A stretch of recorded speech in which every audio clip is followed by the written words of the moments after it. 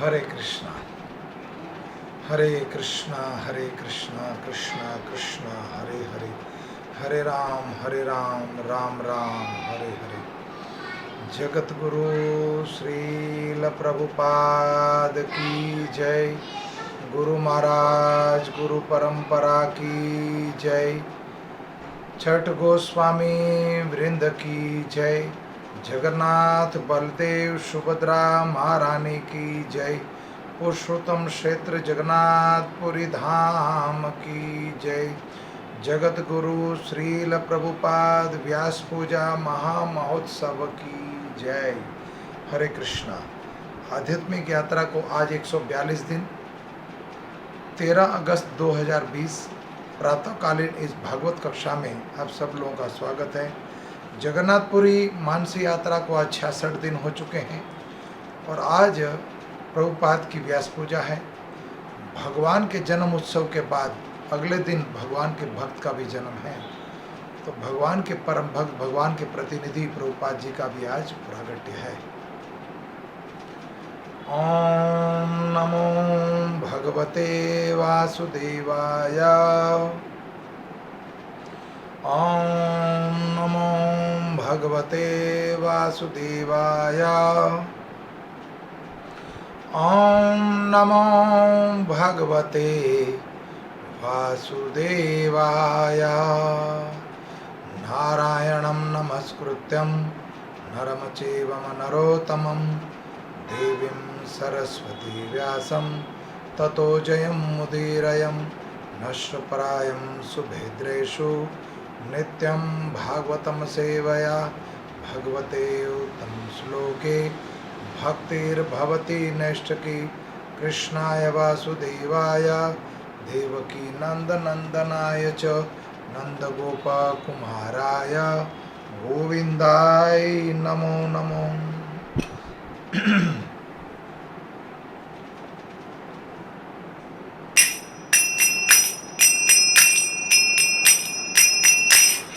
प्रभुपाद को जय राधा माधव कथा से प्रारंभ में, कथा के पहले, कथा के प्रारंभ में ये 4 लाइनों का भजन प्रभुपाद प्रायः गाते थे। वो प्रभुपाद को अति प्रिय है।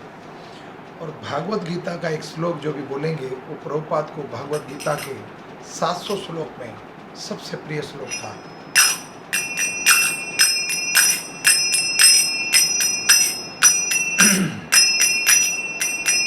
जय राधा माधव कुंज बिहारी। जय राधा माधव कुंज बिहारी। जय गोपी जन वल्लभ गिरवरधारी। जय गोपी जन वल्लभ गिरवरधारी। यशोदानंदन भज जन रंजन।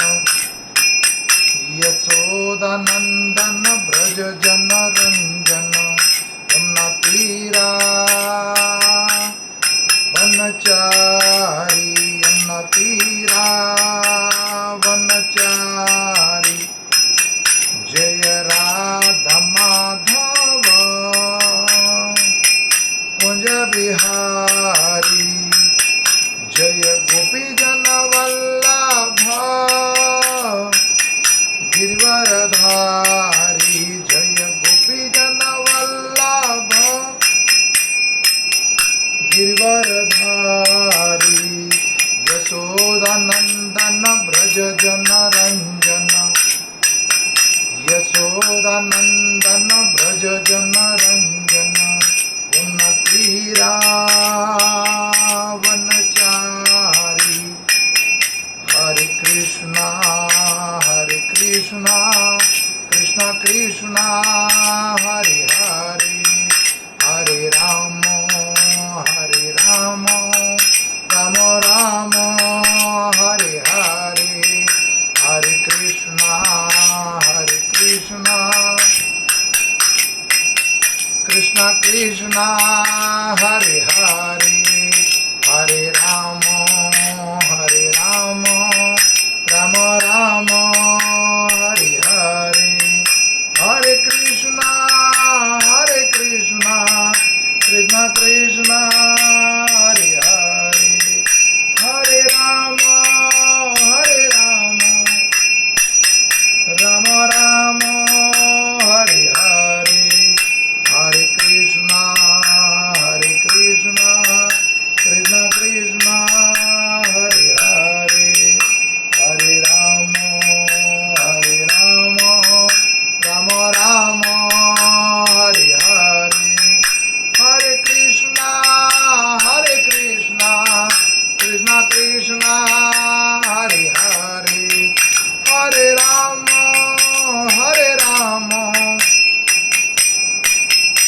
राम राम हरे हरे, हरे कृष्णा कृष्ण कृष्णा हरे हरे, हरे राम राम राम हरे हरे। जय वृंदावन धाम वृंदावन धाम वृंदावन धाम, जय वृंदावन धाम, जय राधा श्याम सुंदर राधा श्याम सुंदर राधे, जय राधा माधव राधे, जय राधा गोपीनाथ गोपीनाथ राधे, राधा मदन मोहन राधे, जय राधा गोविंद देव राधे, जय राधा राधिका रमन राधे, जय राधा पार्थ सारथी राधे, जय राधे श्याम राधे श्याम, जय राधे श्याम, जय सीता लक्ष्मण हनुमान सीता राम, जय लक्ष्मण हनुमान, जय जगन्नाथ जय बलदेव, जय सुभद्रा, जय जय श्री प्रभुपाद, जय जय गुरुदेव निताई गौर प्रेमानंदन हरि हरि बोल। जय ओम विष्णुपाद परमहंस परिवाजकाचार्य अभय चरण विंद भक्ति वेदांत स्वामी श्रील प्रभुपाद की जय। गुरु महाराज गुरु परंपरा की जय। छठ गोस्वामी वृंद की जय। जय ओम विष्णुपाद परमहंस परिवाजकाचार्य भक्ति सिद्धांत सरस्वती गोस्वामी ठाकुर श्रील प्रभुपाद की जय। नामाचार्य श्री हरिदास ठाकुर की जय। प्रेम से कहो जय श्री कृष्ण चैतन्य प्रभु नित्यानंद श्री अद्वैत गदाधर श्रीवास शांति गौर भक्तबिंद की जय। श्री श्री राधा कृष्ण को गोपीनाथ श्याम कुंडाधर कुंडगिरी गोवर्धन धाम गंगा मई यमुना मई नवदीप मायापुर धाम पुरुषोत्तम क्षेत्र जगन्नाथपुर धाम जगन्नाथ बलदेव सुभद्रा महारानी की जय। अनंत कोटि वैष्णव विंद की जय। वृंदे देवी तुलसी महारानी की जय। भक्ति देवी की जय। ग्रंथराज भागवतम की जय। निताई गौर प्रेमानंदन हरि हरि बोल। ओम अज्ञानं तिमिरं ध्यानस्य ज्ञानजनाशलाकया चक्षुरूपं येन तस्मै श्री गुरुवे नमः। श्री चैतन्यो मनोभीष्टं स्थापितं येन भूतले स्वयं रूपं पदा ददाति स्वयं पदाद्गीतं वंदे श्री गुरु श्री युतपदकमलं श्री गुरु वैष्णवां च श्री रूप सांग्रजातं सहगणरघुनाथतं सजीवं राधदेतं सावधूतं परिजन सहित कृष्ण चैतन्य देवं श्री राधा कृष्ण पदारम सहगण ललिता श्री विशाखा। हे कृष्णा करुणा सिंधु दीन बंधो जगतपते गोपेश गोपिका कांता राधा कान नमस्तते।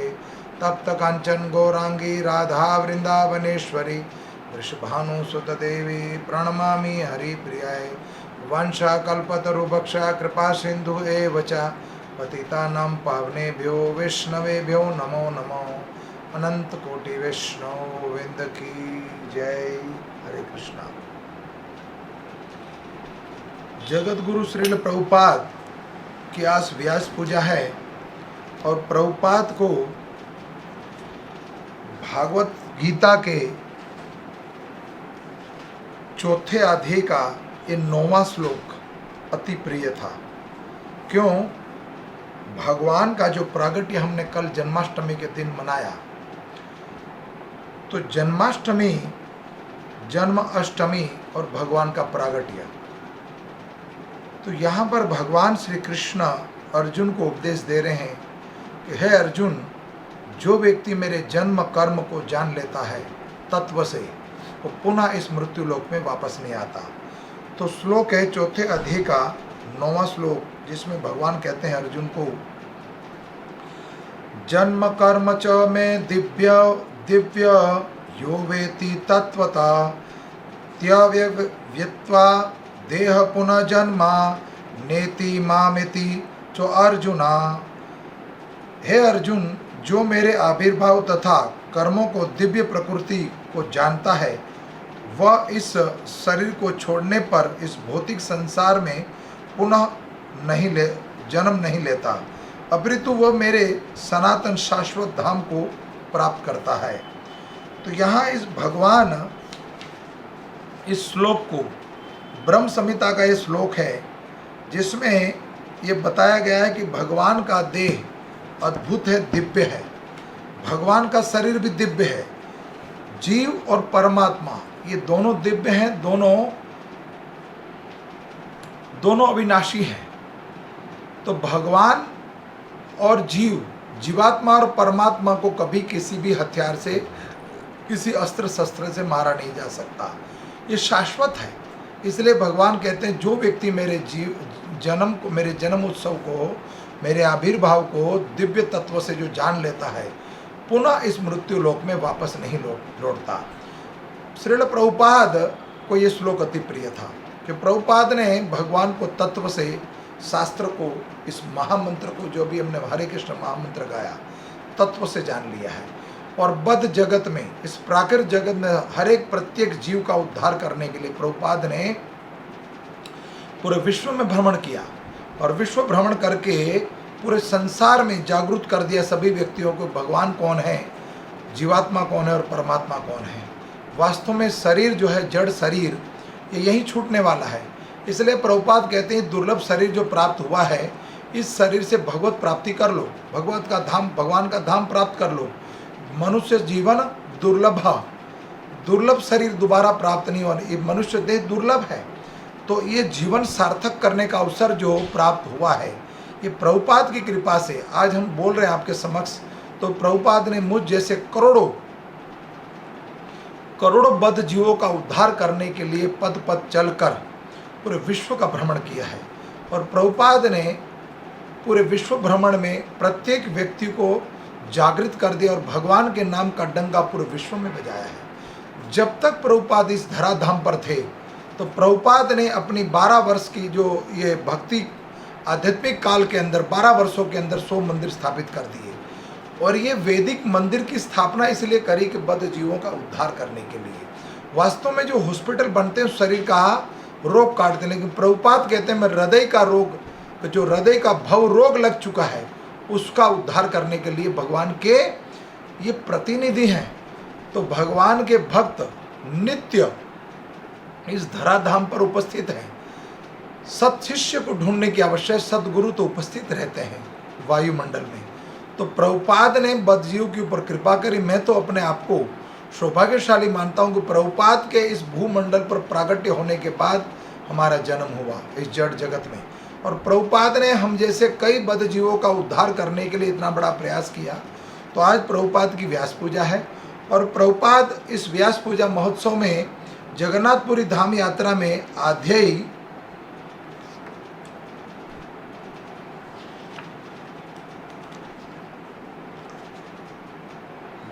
भाग 6 मतलब स्कंद 6 में अध्याय पहला, जिसमें प्रभुपाद की बाल्यकाल से जगन्नाथपुरी की यात्रा निकालते थे, रथ यात्रा निकालते थे, उसका वर्णन है।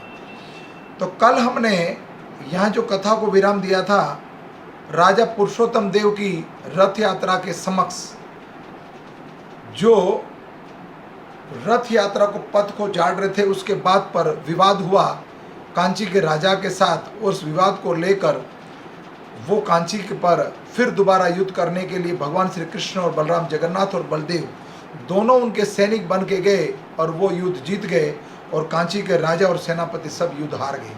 आगे की कथा का विस्तार वर्णन है यहाँ पर शस्त्र सक्ष में। तो अब इसका वर्णन करेंगे। उसके बाद प्रभुपाद की लीला अमृत में है, जो आप मेरे पीछे आप देख रहे हो, लीला अमृत। प्रभुपाद की लीला अमृत में वर्णन है कि प्रभुपाद ने अपने जीवन काल में जगन्नाथपुरी धाम यात्रा को कितना महत्व दिया। प्रभुपाद जब तक इस धराधाम पर रहे और बाल्यकाल से ही प्रभुपाद सोचते थे जीवन में कब मैं जगन्नाथपुरी जाऊं और कब वृंदावन जाऊं।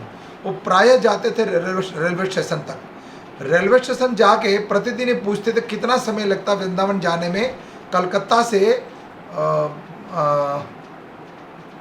बंगाल से, जहाँ मायापुर धाम से। वो देखते थे प्रभुपाद कि यहाँ से जगन्नाथपुरी जाने में कितना टाइम लगेगा और वृंदावन जाने में कितना टाइम लगेगा, कितना धन लगेगा। तो वो प्रायः इसका हिसाब देखते थे कि मैं कब मेरे जीवन में अवसर प्राप्त होगा कि मैं जगन्नाथपुरी की यात्रा कर पाऊँ, रथ यात्रा में सम्मिलित हो पाऊँ और वृंदावन जाके भगवान के चरणों के दर्शन करके आऊँ, ब्रज भूमि के जन्मभूमि के दर्शन करके आऊँ। भगवान का प्रागट्य हो चुका है तो साथ में भगवान के भक्त का भी प्रागट्य आज है। अब यहाँ पर राजा पुरुषोत्तम देव की कथा को आगे बढ़ाते हैं। आज ये अंतिम भाग है पुरुषोत्तम देव का, उसके बाद जगन्नाथपुरी में प्रभुपाद का आगमन सुनाएंगे आपको। पुरुषोत्तम देव ने कांची के राजा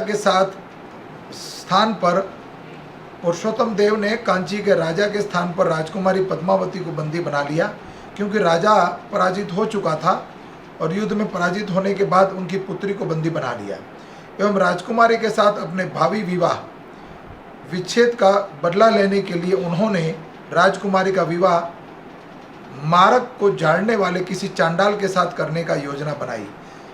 ये विवाद खड़ा हुआ जब जगन्नाथ जी के समक्ष, रथ यात्रा के समक्ष मार्ग को राजा पुरुषोत्तम देव झाड़ रहे थे, तो कांची के जो सेनापति थे, मंत्री थे, उन्होंने देख लिया कि तो एक चंडाल का, एक भंगी का काम कर रहे हैं, जो मेहतर का काम कर रहे हैं, मेहतरी जो काम करते हैं वो काम कर रहे हैं, नीच काम, तो इसको हम अपनी पुत्री का विवाह नहीं करेंगे उनके साथ। उस विवाद को लेकर ये युद्ध हुआ। अब उस विवाद का ही बदला लेने के लिए राजा पुरुषोत्तम देव ने क्या करा, रानी पद्मावती को बंदी बना लिया और उनका विवाह एक चांडाल से करने के साथ योजना बनाई। यह समाचार सुनकर प्रत्येक व्यक्ति गहन दुख में डूब गया। राजकुमारी पद्मावती भी यह समाचार सुनकर अत्यंत दुखी हुई, क्योंकि वह महाराज पुरुषोत्तम देव से वास्तविक प्रेम करती थी। वह जानती थी कि यह कार्य उसके पिता के दुष्ट कर्म का फल है, किंतु पुरुषोत्तम देव का मंत्री अत्यंत ही चतुर था। उसने राजा को उस समय तक धैर्य रखने की सलाह दी जब तक राजकुमारी से विवाह योग्य कोई उपयुक्त चांडाल लड़का ना मिल जाए।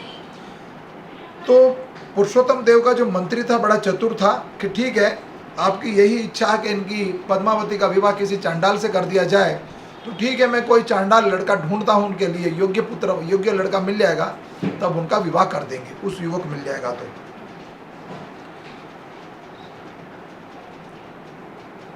अपने लड़का चांडाल नहीं मिल सलाह दी कि जब तक राजकुमारी के विवाह योग्य कोई उपयुक्त चांडाल लड़का नहीं मिल जाता, श्रीधि ही मंत्री राजकुमारी को अपने साथ ले गए एवं उसे अपने घर में चरण दी। राजकुमारी पद्मावती स्वयं को अत्यंत अभागी अनुभव करती रही थी, क्योंकि उड़ीसा की महारानी बनना उनकी नियति में नहीं था और ना ही वह अपने राजा की सेविका हो सकती थी। उसे लगा कि उसके कष्टों का अब कोई अंत नहीं होगा। रथ यात्रा की तिथि निकट आ रही थी। उत्सव में सम्मिलित होने के लिए हजारों मनुष्य दूर दूर से पूरी जगन्नाथपुरी रथ यात्रा में आ रहे थे एवं उस क्षेत्र में उपस्थित प्रत्येक व्यक्ति अत्यंत प्रसन्न था, किंतु किसी चांडाल लड़के के साथ अपने विवाह की बात सोचकर राजकुमारी पद्मावती अत्यंत दुखी हो रही थी।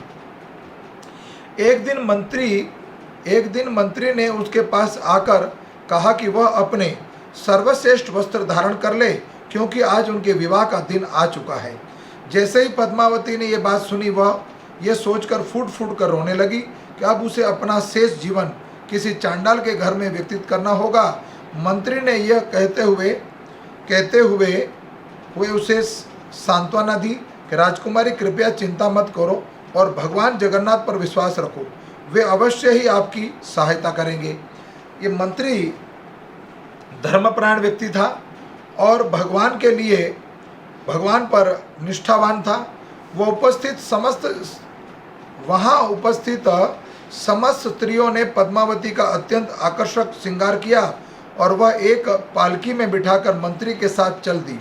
क्योंकि वह रथ यात्रा का दिन था, अतः समस्त मार्ग मनुष्यों से भरे हुए थे और तथा भगवान जगन्नाथ, बलदेव एवं देवी सुभद्रा पहले रथों में विराजमान थे। संपूर्ण मार्ग में मनुष्यों की भीड़ थी भीड़ जुटी हुई थी एवं वायु में भगवान नाम संकीर्तन गुंजायमान हो रहा था। भक्तगण जोर जोर से भगवान के नाम का उच्चारण कर रहे थे और जय जगन्नाथ गा रहे थे। तो वायुमंडल में उनकी ध्वनि सुनाई दे रही थी। भक्तजन मर्दंग करताल बाजा बजा रहे थे एवं शंख ध्वनि बज रही थी। रथ यात्रा के शुभारंभ की समस्त तैयारियां पूरी हो चुकी थी। पुरी के महाराज भगवान जगन्नाथ को प्रसन्न करने के लिए अपने हाथ में श्रवण निमित्त झाड़ू को लेकर मार्ग को झाड़ते हुए रथ के आगे चल रहे थे। पुरुषोत्तम देव फिर भगवान जगन्नाथ रथ यात्रा निकलने वाली है। तो पुरी के जो राजा पुरुषोत्तम देव पुनः सोने से जड़ित झाड़ू जो है उनको लेकर भगवान के उस मार्ग पे, जिस मार्ग पे रथ यात्रा निकलेगी, उस मार्ग को फिर झाड़ने लगे। यह अत्यंत प्रसन्नता के साथ मार्ग झाड़ते थे। उनका हृदय भगवान जगन्नाथ की भक्ति में डूबा हुआ था। जब राजा ने मार्ग झाड़ना बंद किया तो मंत्री राजकुमारी पद्मावती को राजा के समक्ष ले गए एवं अत्यंत चतुराई से बोले, प्रिय राजन, मैंने आपसे राजकुमारी पद्मावती के योग्य कोई चांडाल लड़का मिलने का धैर्य रखने को कहा था। मैं आज आपके पास यह बात बताने आया हूँ कि मैंने वो चांडाल लड़का ढूंढ लिया है, तो जो कि मेरे विचार में उसके पति के रूप में सर्वोत्तम उत्तम है। राजा ने अपने मंत्री से कहा, अच्छा, किंतु मेरे पास इस सब के लिए समय नहीं है। आज रथ यात्रा का दिन है, जैसा चाहो वैसा करो।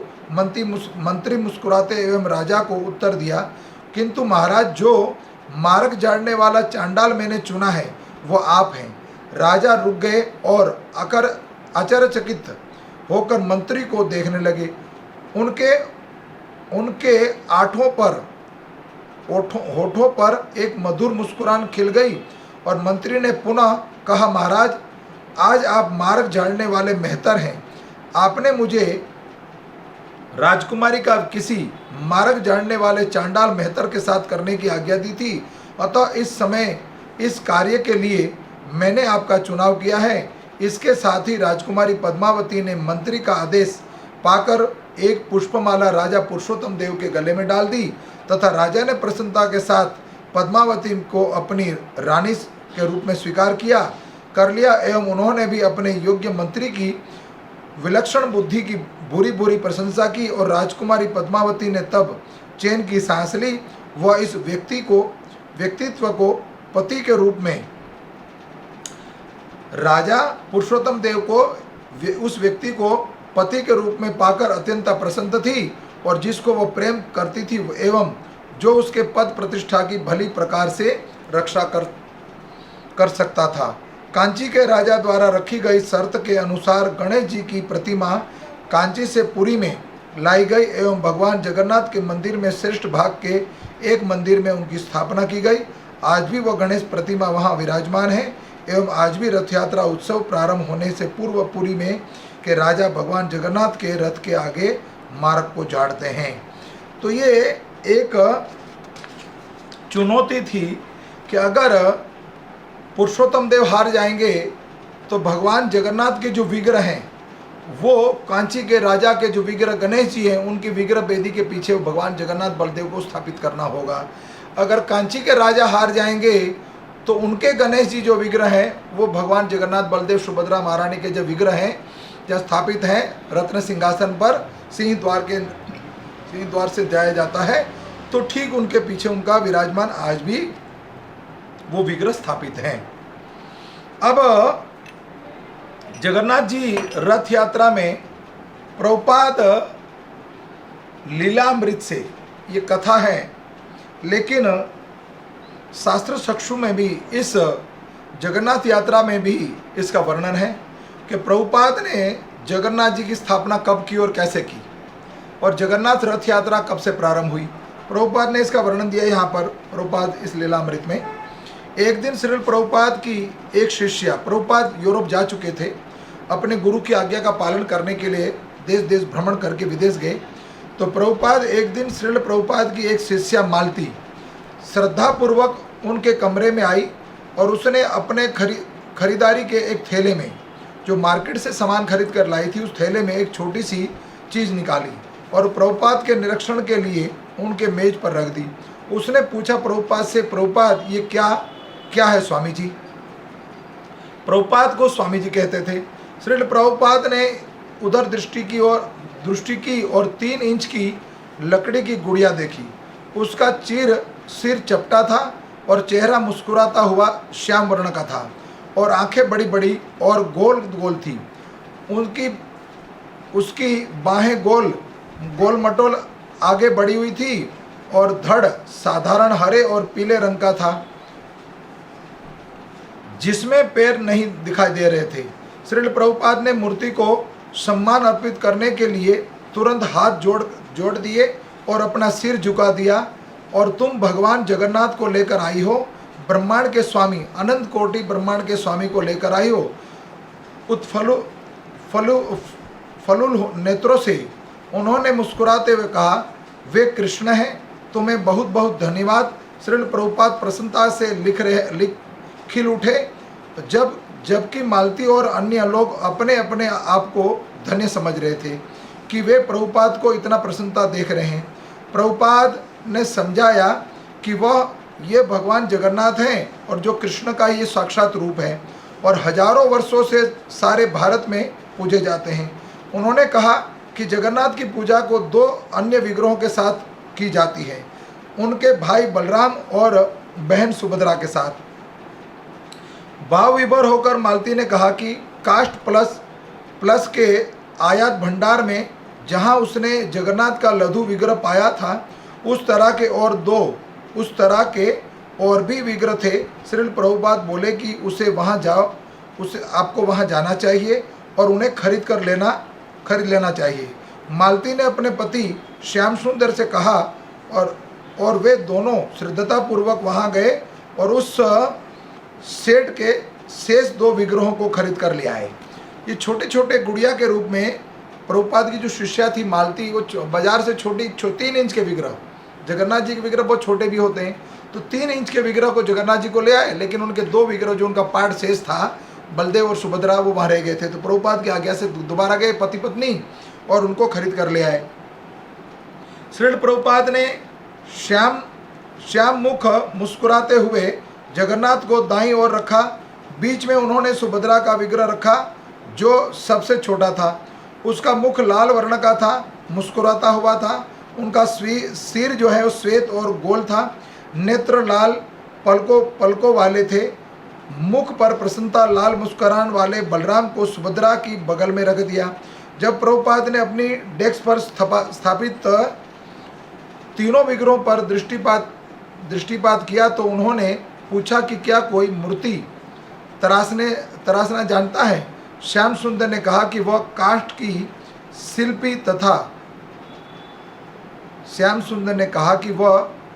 की शिल्पी था। प्रभुपाद ने उसे जगन्नाथ, बलदेव और सुभद्रा की वैसी 3 फुट ऊंची अनुकृतियां बनाने को कहा। प्रभुपाद ने 3 इंच की जो विग्रह लेकर आए थे उनके शिष्य, उनसे कहा कि कोई यहाँ पर भगवान के विग्रह बनाने वाला है?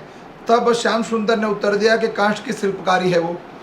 तो प्रभुपाद ने उनको आज्ञा दी कि सेम जो विग्रह है ये 3 इंच के, वैसे ही आप 3 फुट के विग्रह बनाइए। प्रभुपाद की आज्ञा सुनकर प्रभुपाद ने उन्हें बताया कि हजारों वर्ष पूर्व किस प्रकार से राजा इंद्रधूम के लिए उनका प्रागट्य हुआ था। श्रील प्रभुपाद ने आगे बताया कि उसी समय भगवान जगन्नाथ की पूजा सारे भारत में होती आई है, विशेषकर उड़ीसा प्रदेश में, जहां पुरी नगर में भगवान जगन्नाथ का एक विशाल मंदिर है। हर वर्ष पुरी में नगरी में रथ यात्रा विशाल उत्सव अवसर पर भारत के लाखों लोग भगवान जगन्नाथ, बलदेव और सुभद्रा महारानी की पूजा के लिए आते हैं, जबकि इनका जुलूस विशाल रथों में निकलता है। भगवान चैतन्य, जिन्होंने अपने जीवन के अंतिम 18 वर्ष जगन्नाथपुरी के में बिताए, वार्षिक रथ यात्रा के उत्सव में भगवान जगन्नाथ के विग्रह के सन्मुख भाव विभोर होकर नाच और गाया करते थे। भगवान जगन्नाथ का सैन फ्रांसिस्को में यह आविर्भाव प्रभुपाद को कृष्ण की इच्छा जैसा दिखाई दिया। उन्होंने अपने शिष्यों को सावधान किया कि भगवान जगन्नाथ की आगमनी और पूजा की समुचित रूप से होनी चाहिए। प्रभुपाद ने कहा कि यदि श्याम सुंदर प्रतिमाएं तराश सके तो वह उनकी स्थापना मंदिर में स्वयं कर देंगे और भक्तगण विग्रहों की पूजा आराधना शुरू कर सकते थे। वे जपने लगे और जगन्नाथ स्वामी नयन पथगामी भवतु में, वे बोले जगन्नाथ जी का ये मंत्र है। प्रभुपाद ने अपने शिष्यों को बोला कि जगन्नाथ जी का जो मंत्र है वो जपिए और जगन्नाथ जी के विग्रहों को तराशना शुरू कीजिए। तो ये मंत्र बताया, जगन्नाथ स्वामी नयन पथगामी भवतु में, जगन्नाथ स्वामी नयन पथगामी भवतु में। प्रभुपाद ने बोला ये मंत्र है। जगन्नाथ अर्थ है विश्व के स्वामी। वे विश्व के स्वामी कृपा करके मुझे दर्शन दे। ये बहुत शुभ है कि आप यहाँ प्रकट हुए हैं। श्याम सुंदर ने सख्त लकड़ी की 3 ब्लॉक खरीदे और प्रभुपाद ने उन पर रूपरेखाएं बना दी और विवरण की अन्य कई बातें बता दी। छोटी प्रतिमाओं का सहारा लेकर श्याम सुंदर ने अनुपात निकाला और नए माप स्थिर किए। फिर अपने कमरे की बालकोनी पर बैठकर वह प्रतिमाएं तराशने लग गया।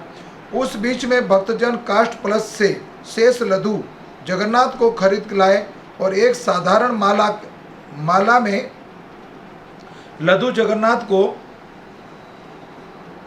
पिरो कर गले में धारण करने का एक फैशन चल गया। श्रील प्रभुपाद ने समझाया कि चूंकि भगवान जगन्नाथ पतित से भी पतित लोगों का प्रति बहुत उदार हैं, कृपालु हैं, इसलिए शीघ्र ही भक्तजन अपने मंदिर में उनकी पूजा कर सकेंगे। मंदिर में राधा और कृष्ण के विग्रहों की पूजा अर्चना बहुत ऊंचे और कठोर नियमों की अपेक्षा रखती है। भक्तगण सभी अभी तक जिनकी पूर्ति नहीं कर पाते थे, परंतु भगवान जगन्नाथ इतने कृपालु हैं कि उनकी पूजा सामान्य ढंग से भी साधारण रूप से वे हरे कृष्ण महामंत्र गाकर हो सकती थी, चाहे भक्तजन बहुत उन्नत ना हो। प्रभुपाद ने भगवान चैतन्य के आविर्भाव के दिवस 26 मार्च को विग्रहों की प्राण प्रतिष्ठा की। विग्रह स्थापना की विधि बहुत ही साधारण थी। विग्रहों को वेदी पर अलंकृत करके विराजित किया था और श्रील प्रभुपाद करताल बजाते हुए लोकप्रिय जो महामंत्र है, हरे हरे कृष्णा कृष्णा कृष्णा हरे हरे, हरे राम राम राम हरे हरे। प्रभुपाद इस महामंत्र का गा रहे थे और अपने एक भक्त को दीप से आरती करने की नियुक्त किया था। यद्यपि भारत में अत्यंत जटिल विधि होती थी, परंतु यहाँ यह सब निभाना असंभव था। कीर्तन समाप्ति पर प्रभुपाद ने आरती पर अपने हाथ फेरे और माथे पर लगा लिए और ऐसा करने के लिए सभी को प्रेरित किया। तदुपरांत सभी ने कहा कि अब यहाँ भगवान जगन्नाथ का आगमन अपनी स्वयं की इच्छा से हुआ है, जो अपने आराधना का क्रम दिया है, इसका पालन कीजिए। आप भक्तगण जब भी मंदिर आए तो अपने साथ भगवान के लिए एक फल या फूल लाएं। यह उसके साथ एक प्रेममयी सेवा का आदान प्रदान हो जाएगा। अंत में प्रभुपाद ने चेन फ्रांसिस्को का नया नाम नवीन जगन्नाथपुरी रख दिया। सैन फ्रांसिस्को का नाम प्रभुपाद ने नाम दिया नवीन जगन्नाथपुरी, न्यू जगन्नाथपुरी रखा और कीर्तन करने लगे, जगन्नाथ स्वामी नयन पथगामी भवतु में, अर्थात है विश्व के स्वामी, कृपा करके मुझे दर्शन दो। और इस प्रकार से अपने शुद्ध भक्त श्रील प्रभुपाद की तीव्र इच्छा को पूरा करने के लिए भगवान जगन्नाथ अत्यंत अद्भुत रूप से पश्चिम में प्रकट हुए और लोगों को अपनी सेवा करके शुद्ध होने के लिए प्रेरित किया। तो यहाँ पर ये सिद्धांत प्रस्तुत हुआ कि प्रभुपाद एक बार जगन्नाथपुरी में अपने विदेशी शिष्यों के साथ जो भक्तगण भगवान का हरिनाम प्रतिदिन जपते थे, उनको लेकर उड़ीसा में जगन्नाथपुरी मंदिर में पहुंच गए। तो सिंह द्वार से जब प्रवेश करने का प्रभुपाद ने प्रयास किया उन भक्तों के साथ, तो प्रभुपाद को रोक दिया गया कि प्रभुपाद आप जा सकते हो, लेकिन ये विदेशी भक्त जगन्नाथपुरी में सिंह द्वार से रत्न सिंहासन जो भगवान विराजमान है उस भगवान को वेदी पर अंदर जाके गर्भगृह में दर्शन नहीं कर सकते। प्रभुपाद ने कहा ठीक है, फिर मैं पूरे संसार में रथ यात्रा का प्रचलन कर दूंगा। तो प्रभुपाद ने करके दिखाया। पूरे विश्व में सर्वप्रथम पहले जो बताया आपको मैंने, जगह का नाम सैन फ्रांसिस्को था, क्या था नाम भूल रहा हूं मैं, सैन फ्रांसिस्को का नया नाम रख दिया नवीन जगन्नाथपुरी। तो सर्वप्रथम सैन फ्रांसिस्को में जगन्नाथ प्रभुपाद ने प्रचार के समय पहली बार करे, लेकिन वैसे तो बाल्यकाल में प्रभुपाद मात्र जब 4 वर्ष के थे तब कलकत्ता में प्रभुपाद ने एक छोटी सी रथ यात्रा बनाई, रथ को बनाया, और उसमें भगवान जगन्नाथ, बलदेव, सुभद्रा महारानी को बिठा के उनके पिता गौर मोहन को लेकर वो रथ यात्रा अपने सखाओं के साथ और आस पड़ोस के लोग रिश्तेदारों को लेकर प्रतिदिन भगवान जगन्नाथ जी की हर वर्ष जब जगन्नाथपुरी में यात्रा निकलती थी तो प्रतिवर्ष वो जगन्नाथपुरी की यात्रा का उत्सव मनाते थे। इस कथा में कोई त्रुटि रह गई हो तो क्षमा चाहता हूँ। आज प्रभुपाद ने ये सिद्धांत प्रस्तुत कर दिया कि हम जगन्नाथपुरी यात्रा इतने दिन से बोल रहे हैं आपके समक्ष। मानसी यात्रा को प्रभुपाद ने हमें आशीर्वाद दे दिया कि प्रभुपाद चाहते हैं कि हम जगन्नाथपुरी की और जगन्नाथ जी के महात्मा को गाएं, उनके चरित्र को सुनाएं। तो शास्त्र चक्षु के माध्यम से हमें कथा सुनाने का और आप लोगों को सुनने का अवसर प्राप्त हुआ है लॉकडाउन के समय। अब लॉकडाउन समाप्त हो गया, लेकिन अभी भी प्रतिकूल समय खत्म नहीं हुआ है। तो अभी भी सावधानी से रहिए और अपने स्वास्थ्य का और अपने परिवार का ध्यान रखिए। आप निरोगी रहें। भगवान से यही प्रार्थना करता हूँ। आज भगवान के भक्त का प्रागट्य है प्रभुपाद का, और कल भगवान का प्रागट्य जा चुका है जन्म उत्सव। तो मैं भगवान से प्रार्थना करता हूँ, प्रभुपाद से प्रार्थना करता हूँ, अनंत कोटि वैष्णव इनसे प्रार्थना करता हूँ कि आप सब लोग निरोगी रहें और प्रतिदिन भगवान का ऐसे ही कथा सुने और भगवान के नाम का उच्चारण करें और भजन करें और जप करें। धन्यवाद। कोई त्रुटि रह गई हो तो क्षमा चाहता हूँ। अपने शब्दों को यहीं विराम देता हूँ। धन्यवाद। वंशा कल्पतरुभक्षा कृपा सिंधु एव च पतितानां पावनेभ्यो वैष्णवेभ्यो नमो नमो। हरे कृष्णा। धन्यवाद।